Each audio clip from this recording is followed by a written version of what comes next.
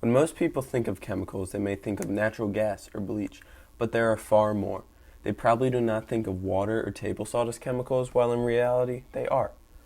What these all have in common is that they share chemical bonds to hold multiple atoms together. Now, just what are these chemical bonds? Most simply, there are two types of chemical bonds, which I'll go over. First, there is a pure ionic bond, which is actually found in sodium chloride, or table salt as you probably know it.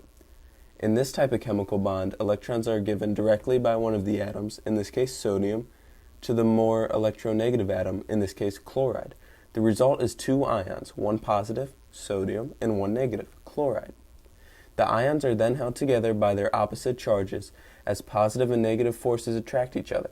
It is interesting to note that ionic compounds are almost never found naturally in a formula unit, or in this case, one sodium and one chloride.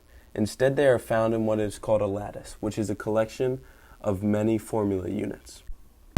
On the other hand, there are covalent bonds. A pure covalent bond is the opposite of an ionic bond in the sense that instead of giving and taking electrons, the electrons are shared equally. As you can see here, there are electrons that are shared between the two chlorides, indicated by the overlapping orbitals. The atoms remain neutrally charged. Then you may think, what keeps them together if each atom is neutrally charged? It is the fact that the shared negatively charged electrons are attracted to the positively charged nucleus of each atom. This attraction draws the two nucleuses to the shared electrons together, effectively forming a bond. Some of you may have noticed when describing each type of bond I use the word pure. Pure ionic, pure covalent. This is because that all bonds are on a spectrum in which ionic and covalent are just the two poles. What we call bonds found in the middle of this spectrum is polar covalent. This type of bond is a combination of the two bonds described before. Like a covalent bond, there are shared electrons between the two atoms, once again indicated by the overlapping orbitals. But unlike a covalent bond, the electrons are not equally shared, being more attracted to one of the atoms. The atom the electron is attracted to is not random. The electrons favor the atom that is most electronegative, in this case chloride. As the electron is not fully donated, the atoms within the molecule are not completely positively or negatively charged.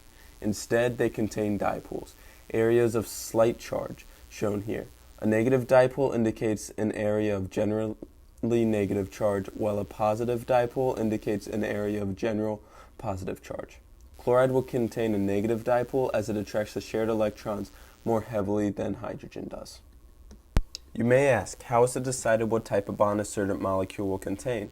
In a simple way, if the respective electronegativities of the bonded atoms are very similar, if not equal, the molecule will contain a covalent bond.